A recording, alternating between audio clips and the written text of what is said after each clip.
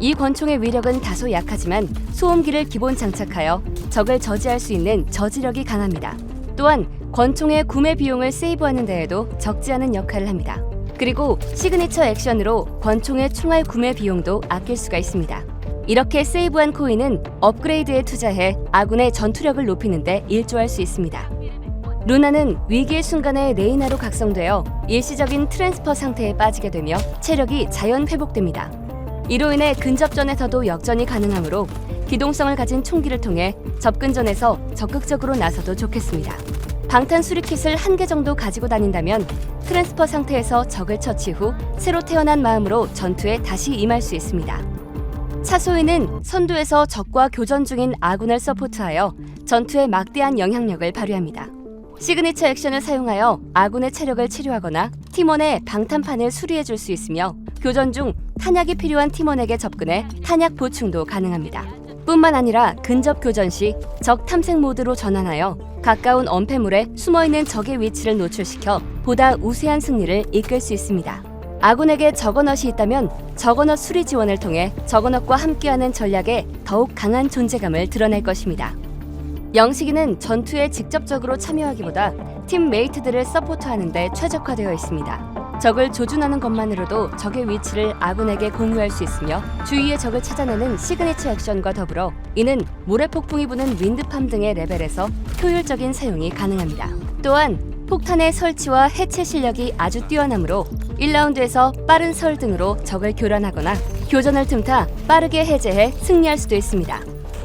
니키는 7전 8기, 그녀를 설명하는 그 자체가 됩니다. 상대가 마무리하지 못하면 반복적인 부활이 가능하기 때문에 중장거리에서 전투를 하며 적을 견제해도 좋고 난전 상황에서 마무리가 안 되었다면 다시 부활을 해 적을 제압할 수도 있겠습니다.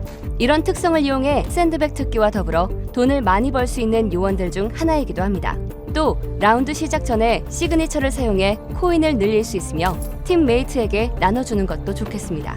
하지만 언제나 이런 도박은 쉽게 잃을 수도 있다는 점을 명심하세요. 릴리 로즈는 그로기 상태에서도 주무기를 사용할 수 있습니다. 또한 그로기 씨의 이동 속도가 요원들 중 가장 빠르기 때문에 그로기 이후에도 절대 방심할 수 없는 상당히 위협적인 존재가 됩니다.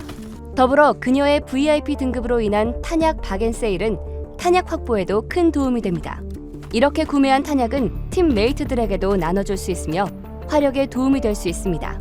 사이먼은 적의 시체에서 가지고 있는 코인을 빼앗아올 수 있으므로 운이 좋다면 부유한 상대 요원을 처치하고 이를 이용한 한 방을 노려볼 수 있습니다. 또한 사이먼은 칼에 광적으로 집착하여 나이프로 적을 공격하면 높은 데미지를 입힐 수도 있습니다. 근접 공격에 취약한 저거넛에부터 빠르게 격파하는 것도 매우 어렵지만 권장되는 전술 중 하나입니다.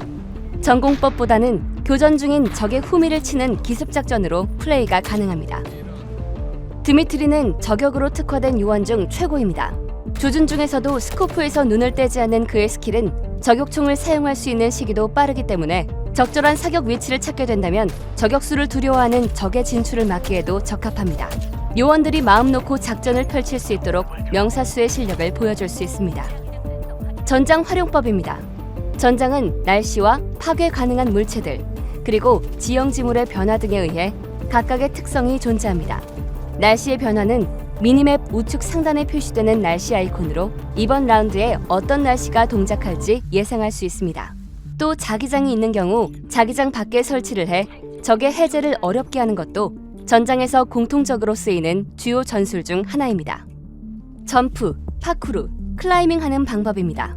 스페이스바로 기본 점프가 가능하며 넓은 공간을 뛰어넘고 싶으시다면 스페이스바 유지로 다양한 롱 점프를 통해 적이 안전하다고 생각하던 공간을 뛰어넘어가 기습 공격이 가능합니다. 스페이스바로는 점프뿐만 아니라 난간, 박스나 임시 벽과 같은 높은 벽을 타고 오르거나 넘을 수도 있으며 점프로 아슬아슬한 공간을 뛰어넘다 거리가 부족하더라도 손으로 잡아 오를 수 있습니다. 적이 예측하지 못하는 입체적인 공간 침투 전략으로 자신만의 루트를 만들어 보시기 바랍니다. 중요한 정보 하나, 높은 장소를 연속으로 오르고 싶을 때 스페이스바를 여러 번 누르지 않고 누른 상태를 유지만 하더라도 빠르게 오를 수 있습니다. 구르기 방법입니다. 프로젝트 D는 전투 과정에서 구르기를 가장 많이 사용합니다. 구르기 액션 기본값인 쉬프트나 마우스 엄지 버튼을 눌러 사용이 가능하며 구르기만 마스터해도 1대 다수의 싸움에서 우위점을 가져가실 수 있습니다.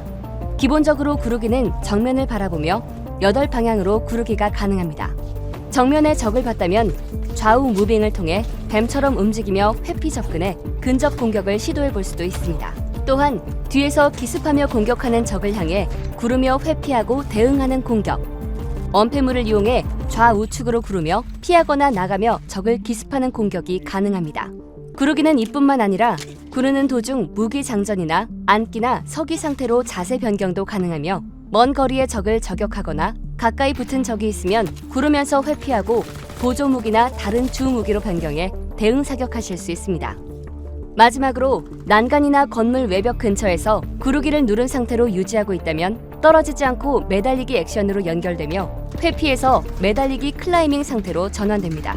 이 상태에서 다음을 도모하거나 좌측이나 우측, 떨어지기 등 다양한 이동 액션 또한 가능하며 높은 곳에서 떨어지면 큰 데미지로 체력을 잃거나 사망할 수도 있지만 타이밍을 잘 맞춰 구르기를 사용하면 최소한의 데미지만을 입으며 낙법할 수 있습니다. 탄창 파츠에 대한 설명입니다. 프로젝트 D에서는 무기 탄창 파츠의 경우 대용량 탄창과 파쇄탄 탄창 타입 두 가지를 선택할 수 있는데요. 대용량 탄창 파츠는 한 번의 장전으로 많은 양의 탄을 격발하기 유용한 탄창 파츠이며 파쇄탄 탄창은 보통 탄창의 용량이지만 적 방탄유나 월드에 존재하는 파괴 오브젝트를 일반 탄보다 매우 손쉽게 파괴할 수 있는 총알을 사용할 수 있게 됩니다. 탄의 종류 변경 없이 파츠의 상태만으로 다양한 대응이 가능한 만큼 라운드별로 아군과 상위해서 전략적으로 나눠 사용한다면 뚫기 어려운 구간을 손쉽게 파괴해 숨어있는 적을 빠르게 제압할 수 있습니다. 단단한 방탄으로 무장된 적군의 방탄을 빠르게 파괴하며 동료와 함께 마무리하는 협동적인 플레이도 만들어낼 수 있습니다. 게임 후반부에 등장하는 강력한 저거넛은 일반 탄으로 대응이 쉽지 않지만 파쇄탄을 이용한다면 효율적으로 대응하실 수 있으니 저거넛 등장이 예상된다면 미리 파츠를 교체하시길 바랍니다. 파괴가 가능한 오브젝트의 종류는 다음과 같습니다.